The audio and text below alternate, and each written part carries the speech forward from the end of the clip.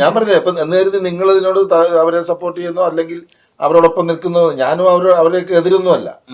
ഞാൻ പറഞ്ഞത് ഈ ഒരു രീതിയോട് നമുക്ക് പൊരുത്തപ്പെടാൻ സാധിക്കുന്നില്ല, അതാണ് അതിന്റെ ഒരു സംഭവം. പക്ഷെ ഇത് തെറ്റിദ്ധരിക്കപ്പെടാനും പാടില്ല കേട്ടോ. ഇതാണ് ചെറിയ കുട്ടികൾ വളരുമ്പോ ഇത് അങ്ങനെ ഉള്ളിലുള്ള കുട്ടികൾക്കാണ് ഇത് നല്ലാതെ അതെ, സാധാരണ അതാണ് എനിക്കുള്ള ഭയം, അതാണ് തോന്നാൻ പാടില്ല.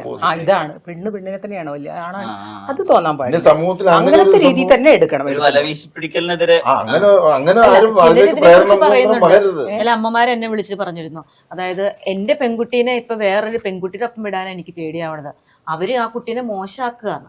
പക്ഷെ ഇവര് രണ്ടുപേരും ഒരേ മനസ്സുള്ളവർ മാത്രം അവരെടുക്കണുള്ളൂ. ആരെയും നീ ഇവിടെ എനിക്ക് നിന്നെ ഇഷ്ടമാണെന്ന് പിന്നാലെ പ്രണയലേഖനം കൊണ്ട് നടക്കുന്നില്ല. അവരെ ദൈവം അങ്ങനെ സൃഷ്ടിച്ചു, അവര് പരസ്പരം എടുക്കും. പക്ഷെ അമ്മമാര് വിചാരിക്കുന്നത് അറിയാമോ, ഓളുടെ അടുത്ത് കൂടെ പോയിട്ടുണ്ടോ അങ്ങനെ തന്നെ, അതുകൊണ്ട് കൂടെ പോകാൻ പാടില്ല, അവർ ആ ടൈപ്പാണ് എന്നാണ് പറയണത്. അങ്ങനെ ഒരു തെറ്റിദ്ധാരണയുണ്ട് ഇപ്പോഴും നമ്മുടെ സമൂഹത്തിൽ.